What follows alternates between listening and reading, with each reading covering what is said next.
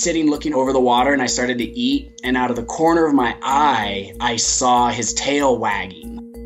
I had been working as a photographer on Thatch Key, and the first day I kayaked down between Thatch Key and Ragamuffin Key, out in the open ocean basically.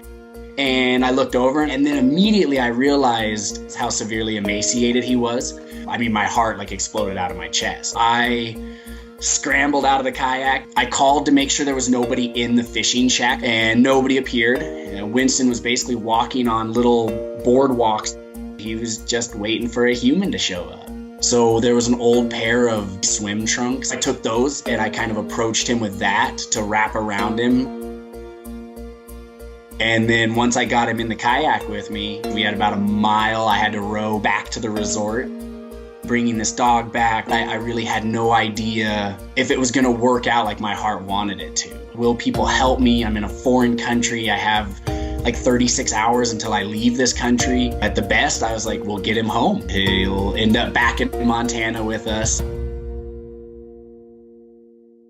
Everybody kind of helped me start taking care of him. They got me a couple cans of Dewey's dog food.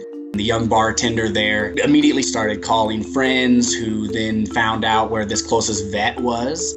I booked a boat back to the mainland, to the city of Dangriga. We showed up at the vet. They were really receptive. I was there maybe an hour or two at the most with him while they weighed him, did some minor blood draws, cleaned him a little bit. And I had to leave him rather quickly, unfortunately. The taxi driver needed to leave, and this was kind of my only option to get the ride back to a hotel that I was staying at. So I had to just leave him there. I mean, it was like giving up my little puppy all of a sudden. Dr. Mia continued to stay in contact with me. I got a message about 9 o'clock at night that the blood results were good and that he would heal up just fine. The vet was like, well, he can stay here till the weekend, but then nobody will be here for the weekend, so we'll have to send him to a foster. I had to leave the next morning. Kind of had to make all of this happen from the airport. And I was able to get a hold of Melanie at the Humane Society of Belize and get him set up for his foster.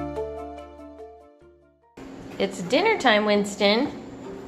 Melanie was the foster for 2 months. She started off sending me photos of him to see the comfort of him finally being in a home. And then his ears started to stand up and he filled out, seemed to be growing a little bit. And it was like seeing a completely different dog. I had dropped off this little puppy that looked like it was going to fall apart if the wind blew on it too hard.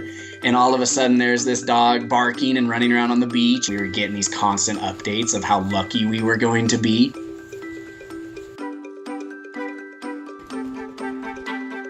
And then finally, about the end of January, got a message from Melanie saying that he had gotten cleared by Dr. Mia and it was time to book the flight. And then she put him on an airplane to Dallas.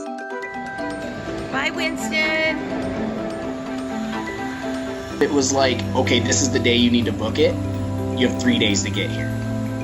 All right, we are officially on our way to go pick up Winston.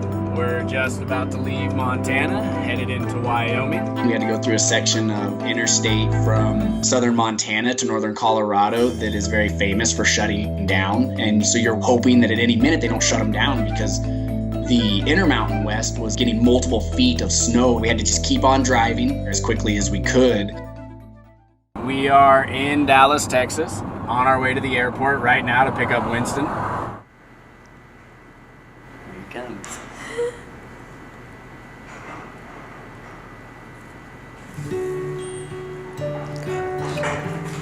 Hey, boy. There's this moment where it's like, oh, maybe he doesn't remember me, because I only had this brief moment with him where he was so important to me. Is he even going to remember me?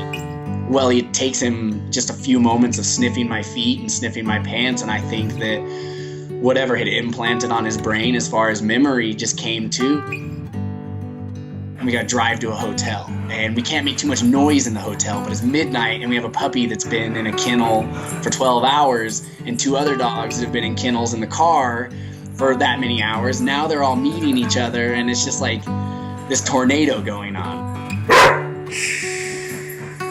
And then we had to start the journey home.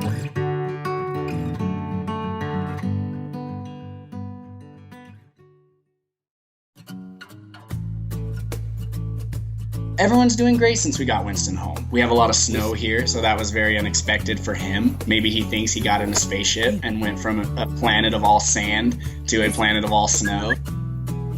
I got him off the little island, I put him in the boat, and it was really quick that I kind of assumed was gonna be my dog. He found me, I found him, and I couldn't help myself but imagine, well, this was kind of like a destiny sort of situation.